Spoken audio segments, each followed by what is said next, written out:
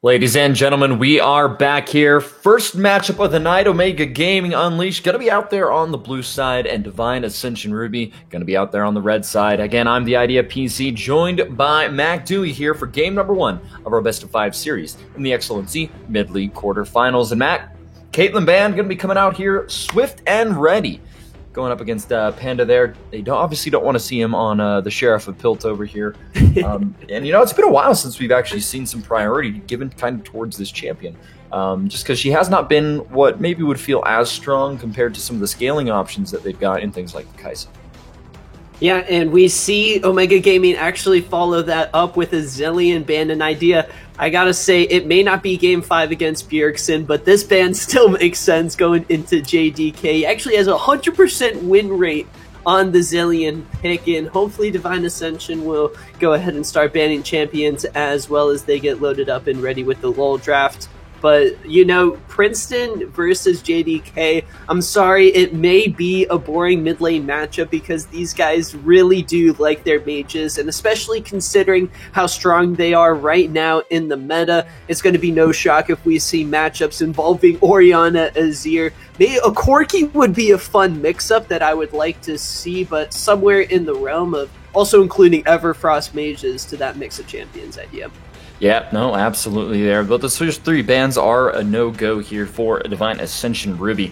So Omega Gaming Unleashed going to be ahead and actually banning away the Darius, which is kind of surprising here. These really do look more like targeted bans as opposed to bans that are necessarily meta. Omega Gaming Unleashed going to go ahead and pick up the Seraphine, though, here pretty early on. And I can't say it's not a bad pickup because it really is pretty strong right now. It provides those teams a lot of team fighting potential, especially towards the later stages of the game. You get those huge shields, you get the healing as well, so really just a good pick overall. And Ezreal, also kind of making a little bit of a resurgence in the meta as well. We did see it played actually in LCS over the weekend, which I thought was really, really exciting. But always a decent first pick to get picked up here. Relatively safe 80 carry pick, and then there we go. There it is, the Hecarim. Gonna get locked up here for legit sack, so already one of those champions that Fallen Artemis has had quite a few good games on throughout the season. Gonna get taken away here. Yeah, Divine Ascension Ruby not having any bans to start off this series is going to give Omega Gaming Unleashed their pick of the crop, and when you're dealing with a team that drafts as well as them that have really solid champion pools for the current meta, a Seraphine first pick on the blue side is really a no-brainer considering how strong it is. And then the Udyr and the Tristana absolutely going to follow it up. The Tristana, I've seen it be triple flexed idea casted a game earlier where I saw it up in the top lane to go into Gnar, so it's a seriously flexible option. Same with the Seraphine. Omega Gaming Unleashed with a beautiful first half of the draft, not really giving away too much of their game plan while setting themselves up for a huge amount of success. Panda Chills is going to get her pick in the Nami support, though that's a big comfort zone for her playing Nami. Actually, in one of the more recent wins of Divine Ascension Ruby against Omega. Yeah, actually it is. It's very. Obviously these teams are drafting here for comfort, and that is kind of what you do like to see in the mid league, especially. But Nami, definitely not a pick that we see all too often. Typically people do go for things like the Janna if they are going to go for more of those enchanter supports, or even the Karma. It provides just a little bit of a difference. But Nami Ezreal can have that potential in the lane to bully you out, right? Kind of whittle you down there with the ebb and flow that comes out from her, as well as the mystic shots from the Ezreal. So I think that having that Seraphine and being able to draft that and pick it up first of all, and be able to flex it towards mid or support, does give you some options as well. So you already know kind of what you're going to be going up against here, against this Divine Ascension Ruby bottom lane. So it's going to be interesting to see if that Ezreal and Nami lane is going to be able to push out enough damage to kind of make up for the fact that Seraphine, can heal and shield. So we'll have to see exactly how that one does go out here. But top lane ban's going to be focused out here by Divine Ascension Ruby. Obviously taking away some of those picks that Simulacrum has been known for throughout the season. Mordekaiser and Volibear gone, and it's actually been really exciting as well. AP Volibear is back, baby. All right, he is back and in full force in ranks, so it is exciting to see. Galio, though, and Silas going to get banned away here. None of those mid lane picks for JDK are going to be available. And, you know, it is good to see some of those globals kind of getting banned away when you do take away that Galio, especially when you might need some of that tankiness in the mid lane where you have that Ezreal Hecarim Nami. Yeah, we do actually see, because Divine Ascension Ruby really want to try to set up What Are You Doing for success as best as they possibly can, but in doing so with only 2 bans, they leave Simulcrum and Princeton's Champion Ocean really wide open for whatever they want to pick in blind. With the Nautilus getting locked in, I wonder if this is just going to be a Seraphine in the mid lane. Going into the Ahri, not going to be bad at all, and hey, that's going to give the sub on something much more aggressive to go along with this Tristana. They don't know the top lane pick, but Simulcrum, who's been an absolute beast, who's gotten a Penta on this Renekton pick, would certainly be quite the menace to try to handle for Divine Ascension. Yeah, no, absolutely. I mean, you know, we saw him kind of pop off in that insane series that we got to watch in Week 9, and it's definitely something to be reckoned with. No pun intended. It kind of sounds weird anyway. But yeah, Nautilus, I do like the pick overall. Seraphine, as you said, going to be going there towards the mid lane, and Garen actually going to get the hover here. I keep seeing people mention it, and there Dude, the Garen! Actually going to get locked in here against the Renekton. Should be relatively interesting, though. There's a lot of counterplay available, I think, for the Garen in this top lane. You know, if he's able to get that Q silence off, be able to trade back effectively with the Renekton during that period of time, it can be kind of difficult. You know, Garen being able to passively heal up in the lane as well, it can be a little bit repressive for that Renekton up there towards the top side of the map. But yes, chat, Demacia will strike, and Garen going to get locked in here. This is actually probably the first time, at least that I can recall, on stream that we have seen a Garen. I'd have to go in game by game by game to see what's been played throughout the season, but I think this actually might be the first time we're getting it. Well, every time I've seen it come up in competitive league idea, all I know is we need to buckle up and prepare for one hell of a roller coaster, because this game is going to be action-packed. Omega Gaming Unleashed going the full run-at-you composition, just hoping that their team fighting prowess is going to help push them through this matchup against Divine Ascension Ruby. And talking with JDK earlier, I think he said it best: if we beat you, we just outskilled you. It's just a skill gap at this point, and we can kind of see that they're going for a lot of comfort on the side of Divine Ascension Ruby. This is not What Are You Doing's first rodeo on the Garen pick, and they decided to only take away the Darius from him, wanting to lock down JDK's champion pool a little further. I think it will be interesting to see if Omega live to regret that decision in this one idea. Absolutely, yeah, it's going to be a banger of a matchup. I mean, Divine Ascension Ruby, they have definitely picked some champions here that you otherwise would not see. I think that is kind of cool. But as Chad is mentioning out here, it is a hard draft, I think, overall to pull off. You don't necessarily have a whole lot of peel. In fact, you almost have no peel in this Divine Ascension Ruby squad. And it could be a little bit difficult for them if they do get jumped on top of by this Nautilus and this Renekton and the Udyr that all want to run at you. You know, at best, you might be able to stop 2. You know, so someone is going to be getting to that backline. Someone is going to be getting to that Ezreal, to that Nami, to the Ahri at some point in this game. And, you know, it's really going to come down to whether or not Divine Ascension Ruby can play around those team fights effectively with the champions they've picked. But you're already going up against a team fight powerhouse like the Seraphine. What I really want to see them do is try to find skirmishes across the map, use the mobility of that Hecarim, get priority for that Ahri in the mid lane. If you can get that Ahri rolling, you know, she can be a very effective roam champion, especially with the Spirit Rush, being able to get over certain walls and kind of attack from different angles that you wouldn't expect other mid laners to be able to do so. So I think that if they can kind of use that power of the jungle mid 2v2 to get that Ahri unlocked, get the Hecarim unlocked as well early, and then, you know, you're looking to scale there with the Ezreal as the game continues to go on. But if OGU is able to kind of continue and be even, I would say, throughout the early and the mid game, I definitely have some favor for this OGU squad here going into game 1.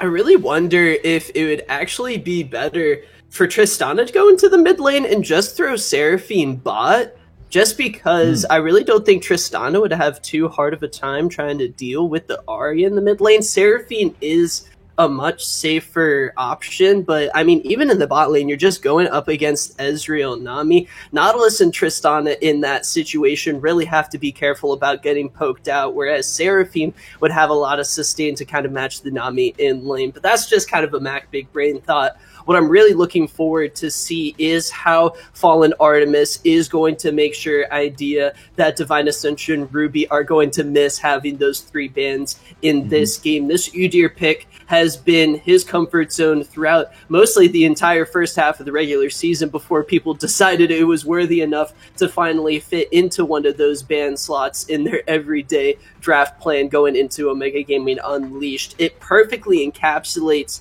as a champion really what Fallen Artemis wants to do on the Rift. He's wanting to power farm as quickly as possible and then just out-rotate you across the map. That's how Omega Gaming Unleashed have really been winning these games. They have such a solid foundational control play style that has shot them. If you look at the team stats Idea, they're at the top or close to the top in average dragon kills, average first Baron percentage, even in a pick like Udyr really allows Fallen Artemis to set his team up for success by getting those early Drakes and making sure the objectives are well controlled.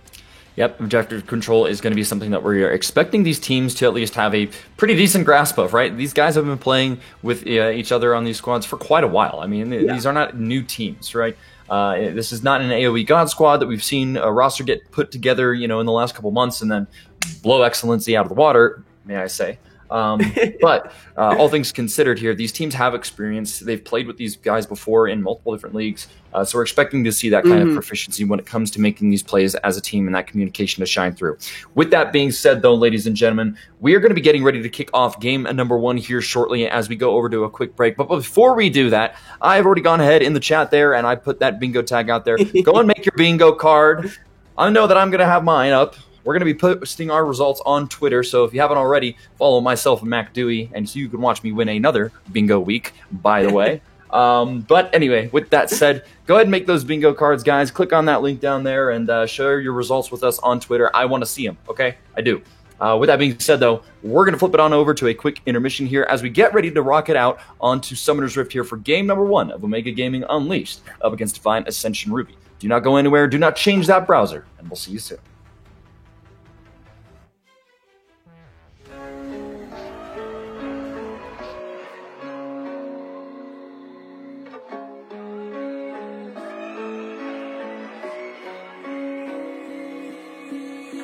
I'm stuck inside of these walls within.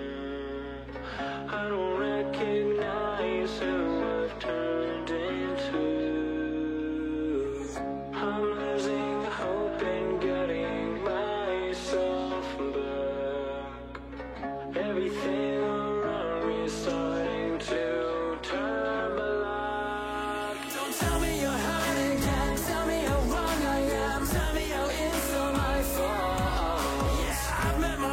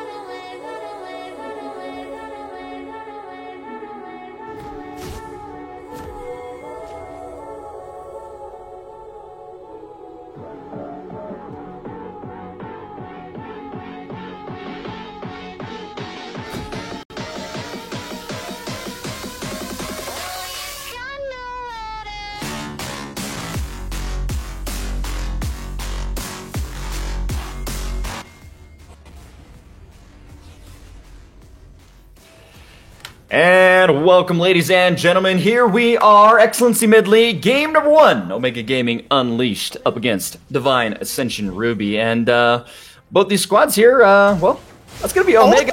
Oh, it's the flash hook coming on out here from the sub. Going to be able to get a lot of damage down. That's the bomb, and it's going to do it, ladies and gentlemen. First blood going on over to Adjustment, and that's going to be an easy one picked up here. Yes, you exchange some flashes for it. Yes, that's some sums gone, but first gold, blood, and money in your pocket feels real good. League legit sack, and boy is Omega Gaming Unleashed a tough team to wake up to in the morning and try to face off against on the Rift. What a play from the sub. There's a reason he made the all-pro teams, and for big plays like that, Omega Gaming Unleashed are going to be starting off this best of 5 series very, very comfortable, and this is going to give some room to operate for the bot lane as a whole, but kind of not too game changing. It's pretty nice. Like a Ruby Crystal on the sub, we'll take that every day of the week, 24/7, 365. But it's only 500 gold lead for now. We'll have to see if the sub is going to be playing a bit more aggressively with this extra health. And hey, going into the Ezreal Nami, having that health to kind of withstand some of the poke is going to be really nice. Yeah, no, absolutely. I mean, honestly, health is actually one of the best stats that you can get early on in the game because of its value for what you are getting. Being able to, kind of deal with some of that poke that comes out as well really does allow you to take maybe some more aggressive trades than you wouldn't otherwise do, especially against an Ezreal and an Nami that have that ability to poke you from range. I think it's very, very good into here. And look! That's going to feel pretty good, and the hook just going to come right on out. Not really too much here, but yep, the sub there playing true to the trading value that he's going to be able to get out of that one here, hopefully. Does take maybe a little bit too much damage that you wouldn't want to take, but at this point, he really can kind of go for it. There's the early level 2. That's going to be the hook right down there onto Panda Chels. That's going to be the flash and the heal coming right on out. And pretty decent trade, but will be traded back there as the Panda bottom lane duo will be able to get a little bit more. But I do just want to say here, yeah, being able to get that early kill definitely does feel good. It is, if anything, a confidence booster for the Omega Gaming squad. You know, you're already going into this game and you're saying, all right, hey, I'm not scared to flash hook you level 1, standing right there in the lane. And honestly, I was really surprised. Legit Stack actually stayed as long as he did there. He had vision of it all happening right there in front of him.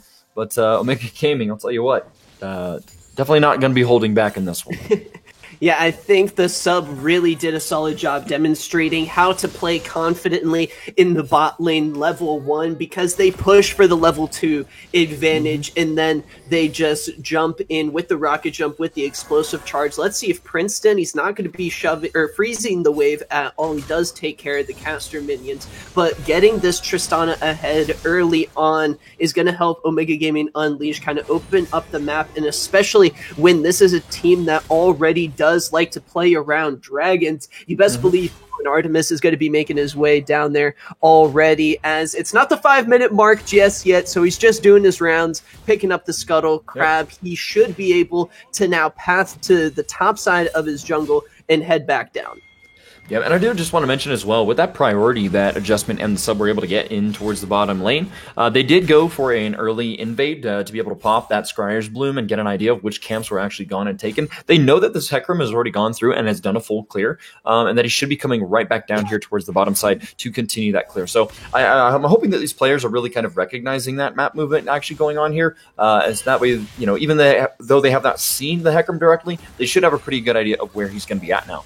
Legit Sack, actually, right on time here. Going to be down towards the bottom side of the map. Actually, maybe looking for that lane gank, but that ward spotted out. We'll probably have spotted him out there, actually coming back into the lane. So you have a very, very good idea of where he is right now. Is going to get slightly spotted out there by that scuttle towards the bottom side. And Udyr, all this time, though, has just continued to farm. So, yep. I mean, he's already got himself a little bit of an advantage there as far as the farm goes. Hecarim maybe wasting a little bit time that he could have spent just going ahead and clearing those camps out.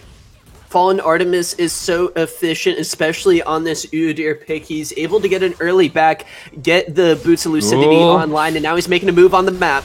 Yeah, but right there, JDK just going to go right across, and was going to force out the flash here as well. Could be a little bit troublesome now, though. Seraphine, Princeton, not really on that one. And now a little bit of an engage here towards the bottom side. That's going to be the rocket jump in. Pandachel's going to be in a little bit of trouble here. Bomb. One more auto might be able to do it. Ooh, not quite there, as the pops are going to be able to get you healed right on back up. But all the CC chain going to be coming on out, and Panda going to have his flash blown. I wonder if Omega Gaming Unleashed bit a little bit more off than they can chew there. I think if Fallen Artemis really does just take the flash getting blown from JDK and then maybe look for a Dragon rotation, that would have been better for Omega Gaming overall. We do see What Are You Doing in Simulcrum getting real below the flash! Flash is coming on out, and Simulcrum actually failed his flash. I don't know if you saw that. He did not flash past the wall. It's on cooldown right now. He was going in, he knew he had the chance to be able to kill What Are You Doing up there in the top lane, but actually flashed into the top wall. That is so unfortunate here. An early summoner spell down, and Garen has had so much priority in this lane. Not being able to get that kill here on the Renekton that relies so much on some early game pressure is going to feel bad, because Garen is going to be able to continue to oppress you in this lane. Realistically, if that's a level 6 Garen, you're just dead. Justice, we forget so easily idea how much that execute really does and how brutal it can be, because you don't see Garen too much in this kind of elo and these sort of competitive matches, and in some regard or another I feel like it does kind of catch people a little off guard. We'll have to see if Simulcrum, one of the staples in the top lane for the mid league, is going to be able to handle it. Right now he's kind of struggling on the Renekton pick. He's down in CS, and What Are You Doing with the early Bramble Vest is able to easily match what Simulcrum has been doing so far. The Rift Herald not going to be spawning for just a little bit, but at the rate Fallen Artemis is able to farm and how strong Seraphine is versus Ahri in a 3v3 sort of situation, I could actually see Omega Gaming Unleashed feeling comfortable just walking up and trying to force a fight around that objective when it spawns in just around 45 seconds. Yeah, no, absolutely. I mean, you know, we've got the Ocean up here right now. And in all honesty, it's going to be something they want to fight for here. Legit, Zac can be down. That's going to be the missed hook here, actually, from the sub. It's going to put him in a little bit of a precarious situation there. Panda getting able to get some damage down. That's going to be the bubble, but it's not going to land. Juking left and right and center here. Legit, Zac now, though, maybe in a little bit of trouble here. Princeton has arrived. Ooh, but the huge encore going to come right on out, and that's going to lock up 2. That's going to be Panda going down, as that is Legit Zac fighting for his life, but have just been able to make that one actually happen. Pandachel's going to flash up on over the wall there, but oh my goodness, ladies and gentlemen, death's going all over the place here. Both junglers, both AD carries going to fall here. And at the end of the day, a little bit of parity here in the bottom lane. 3 for 2 in favor of Divine Ascension Ruby, and they'll take that fight to try to get back into this game. They've at least done a solid job so far, idea stalling the dragon stacking. I gotta wonder though if even taking the dragon early is a big hindrance to Omega Gaming's game plan, because I mean, the Tristana I feel like is going to be outscaling this Ezreal massively unless Panda is able to free fire in fights.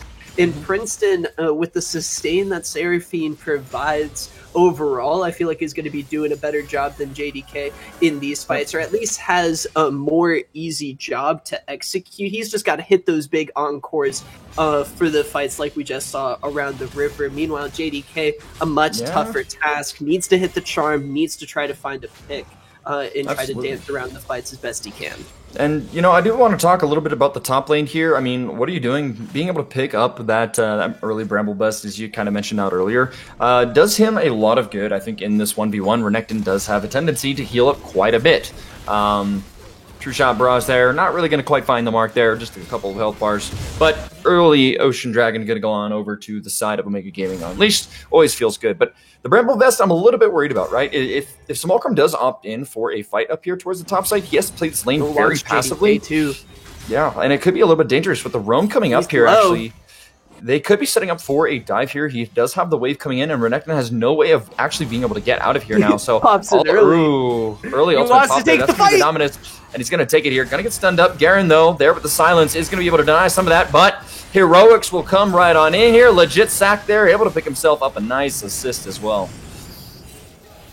the deer. They see him trying to come for this bot dive. The double pandas, they're going to get caught. There is Flash coming out. That's the stun. That's the combo. CC there, able to make that one happen as Panda will go down. JDK here with the teleport, though. I don't know what you're doing, man. JDK, though, one more auto will do it. And that's the double kill here for Adjustment. Able to wrap that one up nice and easy in the bottom.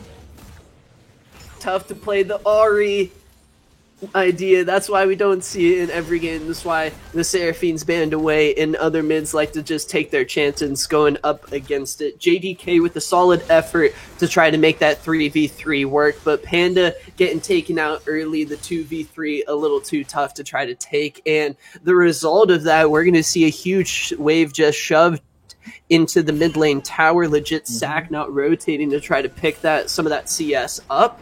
And we see Princeton 20 CS lead. Fallen Artemis a couple camps ahead. Even Adjustment doing a solid job. These really small advantages picked up through lane are going to give Omega the advantage when it comes to these early skirmishes. And already Adjustment has the Kraken Slayer completed.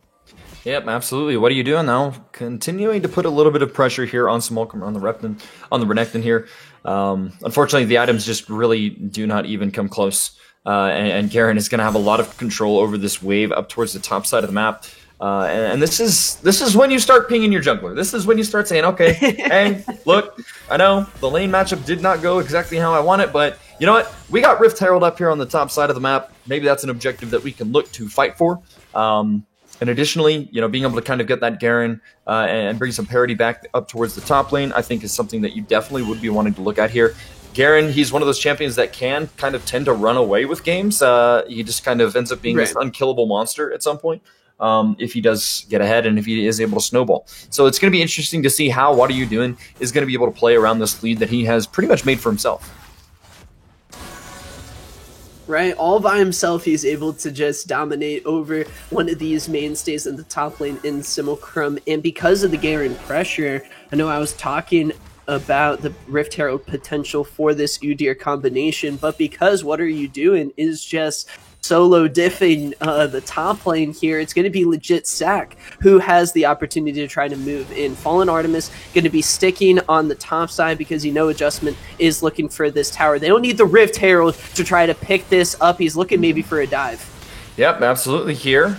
Not going to quite be able to make it, though, as the wave does get sent. Oh my goodness, Adjustment just absolutely deleted there in the fight. And the sub, he's got nowhere that he can absolutely go here. Fallen Artemis just not going to be able to get there in time. And Panda going to be able to kill the bottom lane in the 2v2 matchup. It feels really, really bad, right? Tristana there had the shutdown gold that did go on over there. But when you were looking at the items, I mean, there really was not a huge difference. Tristana did not have completed boots there. They both were sitting there on one item. And at the end of the day, it is kind of a bit of an even fight, but well done there by Panda on this Ezreal. Communication, Fallen Artemis not ready for the play to go south that quickly. And now legit Zac is going to be the one who's opening up this bot lane turret. That's going to be some turret plating gold going to all three members. I wonder even if this bot lane play was worth it, because Adjustment gonna be fine, kind of chilling in the wave now. Everyone's recalling. He's gonna be able to trade things. You do get a lot of gold onto Panda's Ezreal, which is certainly nice for this upcoming Drake fight. So Divine Ascension Ruby, bot lane has really been the name of the game for them through this entire season, especially since Panda's come on. They love playing through this lane. They kind of leave What Are You Doing to his own devices, as we've seen throughout this early game. He does have his teleport available potentially for this dragon fight. He may be rotating down early to try to put some focus down. Let's see if Divine Ascension Ruby are going to be able to pull this one off. Princeton, level 10 with his ultimate, and Adjustin with the Kraken Slayer. Two players to watch for this upcoming fight. Yep, absolutely here. Going to be going in, and that's a nice flash from the sub. Able to find out and catch out Panda Chels. That's going to be a quick, easy kill. True shot. Barrage finds no one, and the teleports have come in. Reinforcements have arrived. What are you doing there, man? He's going to be able to flash out of that one, and an easy team fight victory. It's looking like right now. Encore finds two. Stunned up, down. Ezreal, you cannot jump away from that one there. Double kill now for the mid laner here, and Princeton going to be able to carry this fight out the back of an ultimate. I'll say it again. Princeton's job is easier to execute, and he can have a bigger impact in these team fights on the Seraphine versus Jay on the Ahri. You know what's better than hitting one person with Ahri's charm? Hitting the whole team with Seraphine's Encore. And with that, he's able to catch out 2 members of Divine Ascension Ruby when they weren't expecting it. What are you doing? Taken out of the fight early because the communication really wasn't there for the 5v5 fight. Divine Ascension Ruby, unsure around the objective, really get punished by Omega Gaming Unleashed. Solid and decisive shot calling. And, you know, I was going to mention it, Mac. I was a little bit worried about how much AP damage would actually be available here, you know, from the side of Omega Gaming Unleashed. But in all reality, there's no true tank here for the side of Divine Ascension Ruby. So, you know, if you're able to get the damage, however it comes out, if it's AD or AP, does not really matter as long as you're able to find the CC chain, which I thought they did extremely well there. I mean, Panda Chels getting caught out early in that fight, huge detriment to them as a team just overall, because you start lacking, you know, a lot of that ability to be able to heal up maybe some of those frontliners. But when the chain CC comes in so hot and heavy, there's really not a whole lot you can do. And we've seen that on Chels, we've seen that on Panda in that last fight. So I really do like the coordination that this Omega Gaming squad is actually unleashing, if I may, here in this game. They're doing a very, very well job, and they're looking like an oiled machine. This gold lead, though, kind of bouncing back and forth between these two teams, you know, going 2K for one team, then 2K for the other team. Now bringing it back here within 500 gold feels really nice. And, ooh, the sub. Not going to quite find the hook there. Well, Panda's just going to be able to get on out of that one. Tidal Wave expanded as well, so a few ultimates actually going to be blown here. But with no real objectives to fight for in the next couple of minutes, I don't think it's going to be too much of an issue for them. And the Trinity Force pickup for Legit Sack has been getting a lot of flack in chat. And Idea, I gotta be honest with you, I kind of agree with chat on this one. We've seen the Hecarim go into these fights, and he gets blown up with the Trinity Force. That's why you go the Chemtank. Turbo Chemtank, excuse me. And additionally, it's kind of broken right now. It's not getting nerfed until next patch, so that's why we see Fallen Artemis going for it even on Udyr. And like the move speed, I wonder if Turbo Chemtank's move speed boost actually gives you more damage than Trinity Force does. In terms of like Hecarim getting bonus AD from his move speed, I really think there could be a case for the damage being better. Also, Legit Sack really getting out-farmed here is the same level as Pandanda Chels through this 18-minute mark of the game. So Divine Ascension Ruby really going to be looking at what are you doing, who has a solid lead in the top lane, and maybe JDK's Ahri to try to pull through for the damage. Panda also doing a solid job throughout this game, finding ways to make plays really out of nothing. Yeah, so I do just want to mention this. I was doing a little bit of quick maths in my head. So you get an extra 25 move speed off of the threefold strike that comes out of Trinity Force. Okay. So Hecarim at base right now, just taking a look at it, is at 422 move speed. With the Chemtank active, you actually get a 75% move speed bonus towards enemies or turrets for 4 seconds. So, I mean, you're looking at a ridiculous amount of move speed being added on with Chemtank, which increases his damage, as opposed to just the flat 25 that you get from Trinity Force. So, absolutely, you know, you are getting more damage potential out of the move speed, but additionally, and I think the most important part is that you are a lot more tanky in that matchup when you are trying to dive onto some of these members that will absolutely blow you up. Adjustment, I'm just saying, he's got the Last Whisper already online. That's got to be an early Lord Dominic's regard. Legit better be careful about stepping up to the Tristana ADC, because if he steps up too far, one explosive charge might just melt him down. But what are you doing? He looks hungry for blood right now, but Jay's caught! That's going to be a JDK, though. Nice Spirit Rush away. And that's a 9-3, charmed on up, damage coming on through, but Seraphine has arrived with the shields, but it's not going to be anything for the Might of Demacia. It's going to be traded back and forth here. Bubble will land and find the kill. 2v1 trade in favor of DAR. The wave from Pandanda Chels, what a play from her. Huge to make that play happen, to save JDK from getting caught out. Dragon's going to be spawning in 20 seconds, and Omega Gaming Unleashed, with the 2-0 Drake advantage, might just have to let this one go without falling. Absolutely here. I mean, you're just not going to be able to get your jungler out there on the map in time. And I mean, realistically, DAR should just be able to burn that one down here. Nice and easy. It is Cloud out there, so that does give you some of that more passive move speed, which is absolutely fantastic on a champion like Hecarim, who can continue to stack that up here and continue to dish out some of that damage. Yep, just going to get burned away right and easy. The rest of Omega Gaming Unleashed just going to go out, retreat out into the lanes. And I actually like that. I'm watching the minimap here. Simulcrum knows as he was walking towards that bottom lane, you know, he does not have vision anywhere there on the bottom side of the map. So, you know, they easily could have lied in wait for him. But I do like to see that. He recognizes that the wave will be continuing on push. And he just does not want to risk his life. So I do like that smart playmaking coming out here and that awareness of these players as well. Another hook, though, not going to quite land onto JDK there. But we're doing a little bit of an ARAM here, Matt. We'll say that. We're doing a little bit of an ARAM here.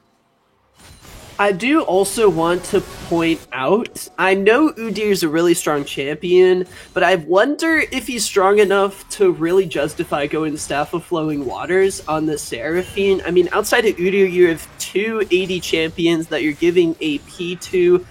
Maybe consider a different item. That's kind of just food for thought from Mac, your daily food for thought item choice here in this one.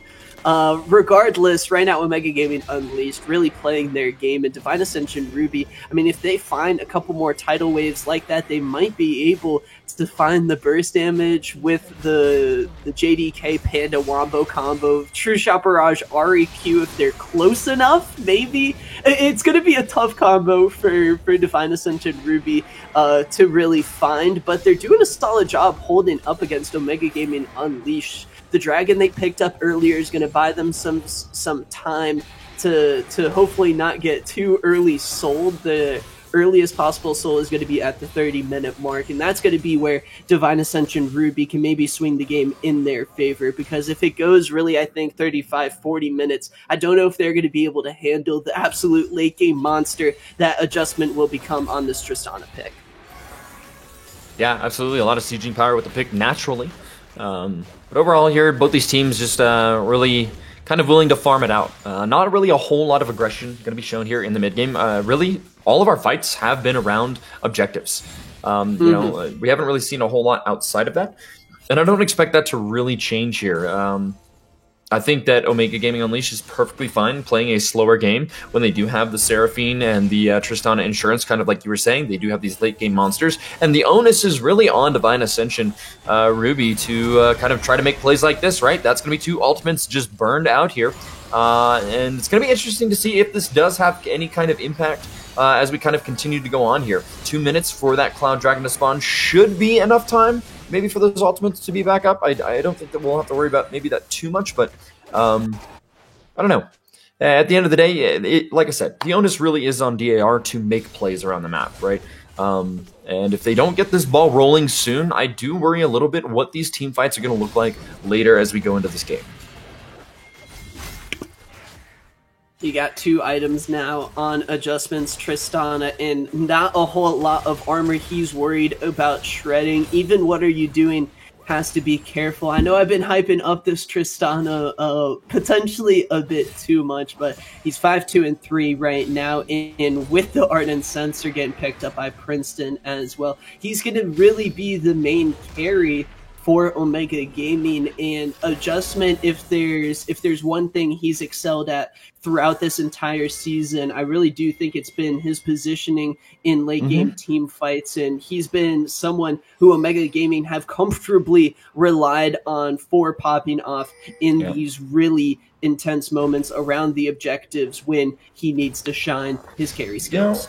I don't think we ever did predictions, actually, and I was talking to my friend about this earlier. I really think that this is going to be a close one, and I predicted OGU to go 3-2 in this series and us to go the distance 4-5 games. So, Mac, you got any quick thoughts on that one for us? Well, we got the Dragon spawning up in 45 seconds. I think Omega Gaming Unleashed, the way they've been playing this game so far, especially with Adjustment coming online, got to be feeling good about them. Oh, but a fight now going to be breaking out here. Onslaught of Shadows going to be going back there. That's going to be sub pushed way far back. But what are you doing? Going to get caught on out. JDK going to get stunned on up. And now is going to be have to run for his life. Renekton, though, into the back line now. Just going to be able to slice and dice his way through these fights. And Panda in some trouble. The flash from Fallen Artemis will be able to find the AD carry of Divine Ascension Ruby. And a one-team fight coming out here for Omega Gaming Unleashed means they get to continue stacking up these dragons. A really close fight there. What a play there from Stimulcrum, the Renekton, not hesitating to go kill mode on the Croc. A beautiful job there, punishing JDK when he dashes up on the RE when he absolutely shouldn't be. And that's why, again, the burden of execution on Divine Ascension Ruby to try to find the outplays. Panda is slowly but surely scaling up, though. He's got the Duskblade of Drakthar now online, and that's a really important item completion for him moving forward in these fights, because we see Princeton, not a whole lot of armor. Adjustment, not a whole lot of armor. You take care of those two main threats from the side of Omega Gaming Unleashed, and I tell you, the fight is going to be much easier. You add in some lifesteal, and Panda is going to be 1v4ing against the Udyr and Nautilus as well. But Stimulcrum going to be the potential carry threat that Divine Ascension Ruby, they're going to be wishing wasn't on the other side of the rift. No, absolutely here. The thing that I do worry about the Ezreal is, he does do well into squishier type compositions here, but you have this very strong, beefy front line with Stimulcrum, Artemis, and the sub. I do wonder at the end of the day how much value that the Ezreal is going to get out of something like the Duskblade as opposed to maybe Lord Dominik's. But again, I get it. You do have that poke damage that's going to be coming out from the Mystic Shot, so I totally, absolutely understand it. At the end of the day, though, it is actually really kind of scary, I think, right now for Divine Ascension Ruby. You're on the cusp of giving away that Dragon Soul over to Omega Gaming. And realistically, at the end of the day, that's a lot of move speed that you are kind of giving away for free. The cooldown as well, with a teamfight composition that you have for this ultimate reduction, is also equally as dangerous, I think, especially when you have champions like Seraphine that can start pumping that out as quickly as possible. And so, Divine Ascension, they really do have to do something right now to get this rolling. They need to find picks, find Stimulcrum in the side lane. Pick off the Seraphine up here towards the top side of the map. Do something. Get vision. Invade these camps. Because right now, they just have not occurred for themselves, I think, enough of an advantage to be competitive in these team fights. I mean, we saw it kind of in that last one, where the sub was way, way, way too far forward. You saw Hecarim go right into the middle of the team with the Onslaught of Shadows, get a huge fear off, a lot of damage to come on out through, but it just was not enough to actually burn through the front line of Omega Gaming Unleashed. So you need to be looking for sneaky plays, you need to be looking for those flanks to be able to take out that carry of this Tristana AD carry, which is just objectively better in the team fight because she is an auto-attack champion. And with 3 items, the Infinity Edge coming through, this is really the pinnacle of the current ADC meta right now. The Kraken Slayer or Gale Force both are pretty good options, and the Infinity Edge Lord Dominik's coming online. Adjustment is going to be the death machine for Omega Gaming Unleashed that they're going to be looking to pop off and really kind of just take care of the fights. He does have to position very carefully, though. He's dealing with some long-ranged options from the side of Divine Ascension Ruby. Pandanda's tidal waves have been fantastic throughout the course of this game, and the way Legit Sec knows he needs to try to follow up that ultimate with his Onslaught of Shadows, well, it is a recipe for success for Divine Ascension Ruby that they're going to try to rinse and repeat. What are you doing? Stimulcrum stuck all alone in bot lane together. Just train split push, and they both have teleport available. Pandanda, Warden all alone. Adjustment is right here. Yeah, that's going to get caught on out. 1, 2, 3 autos will do it. Adjustment going to be on a rampage here, and Panda, Chels, man, you are just a little too far forward there, and nobody inside to be able to help you out.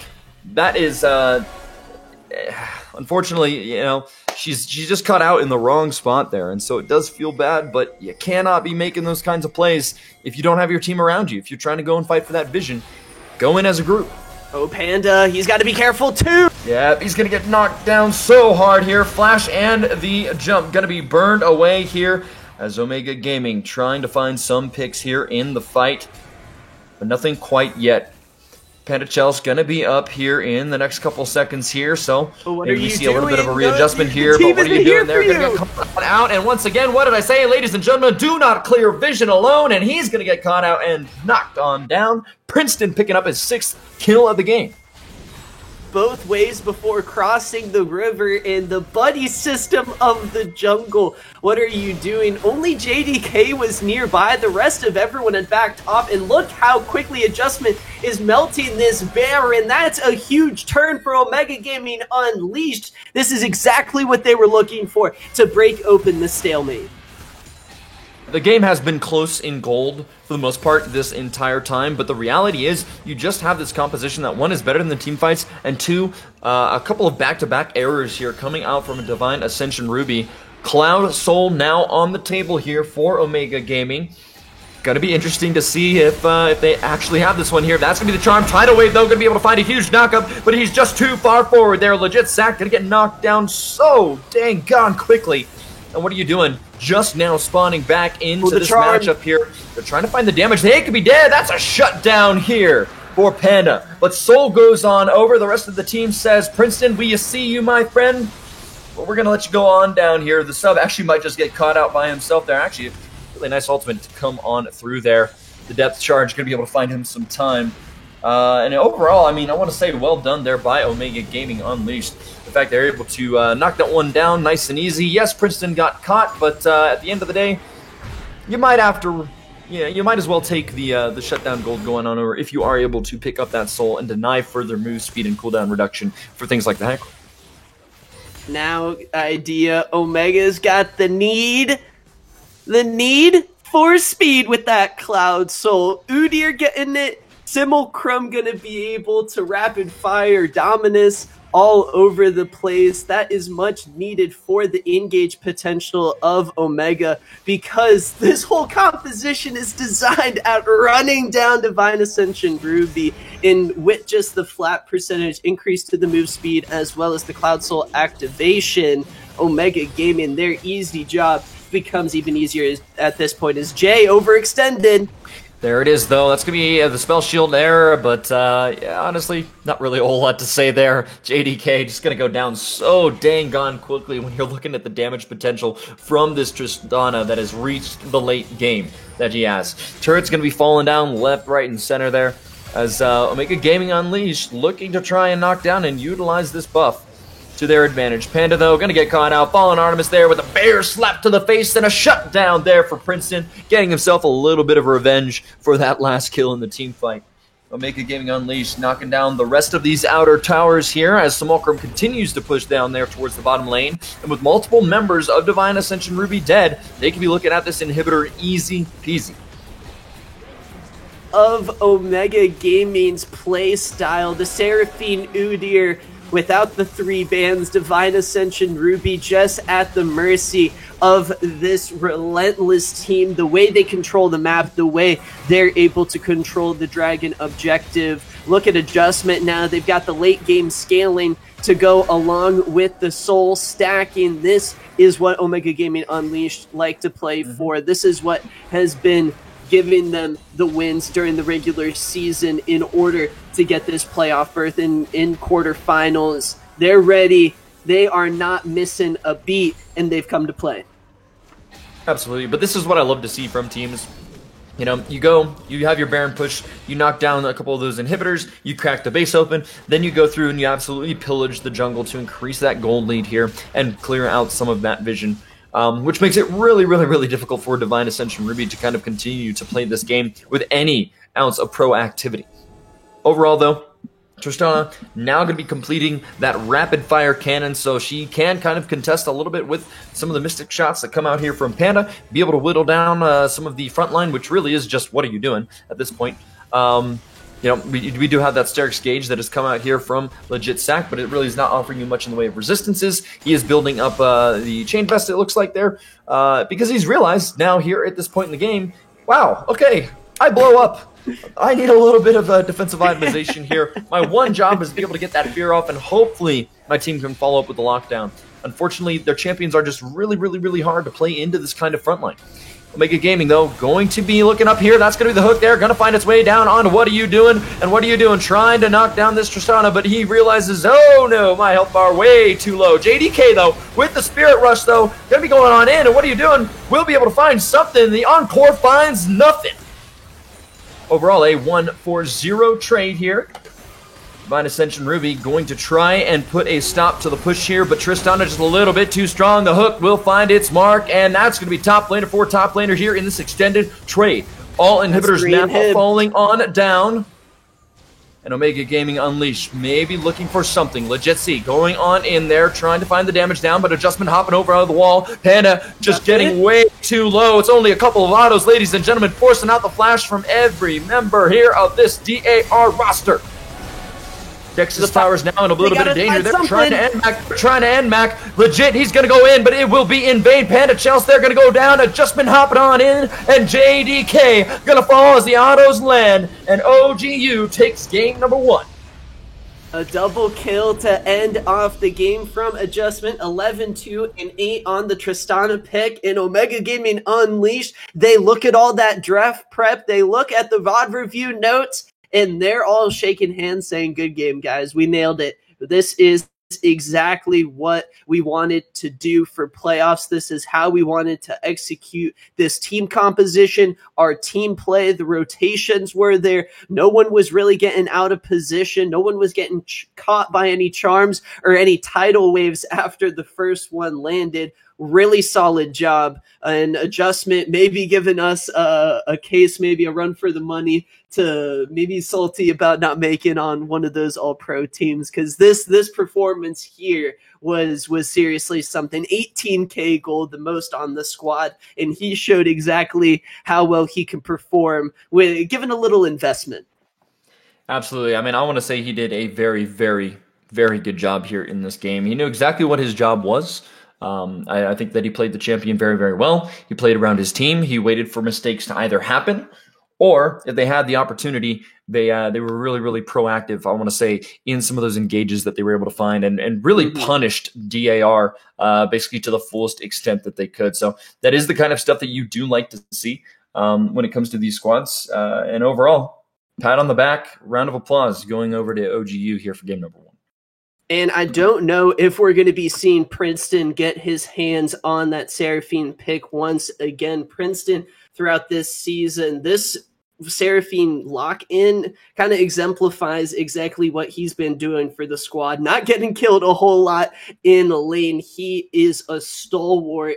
And the champion Ocean, even if the Seraphine gets banned away, we're going to see more teamfight mages from where that came from, and maybe even a little Yone action if that makes it through bans as well. Princeton, shout out to him for landing the huge ultimates, being the playmaker that Omega Gaming have relied on throughout this season. Oh, absolutely. Absolutely indeed. Unfortunately, Divine Ascension Ruby, and this is kind of what I alluded to in the game, it was back and forth. I mean, we saw the gold lead at one point. I think DAR had like 2 or 3K gold lead in the earlier stages of that game. Realistically, they just kind of bled out. It felt like you had this team composition that was drafted by OGU that was relatively strong, was going to have power in towards the late game, and unfortunately, Divine Ascension Ruby just did not have the capability to be able to come back. And when Omega Gaming Unleashed, this is really why they're such a tough team to come back from, and also why there's always a comeback threat when dealing with them. It goes back, I think, to Fallen Artemis and how he plays in the early game. His dragon control, especially with Adjustment and the sub. Getting that first blood for Omega Gaming Unleashed was absolutely huge because it opened up the playbook.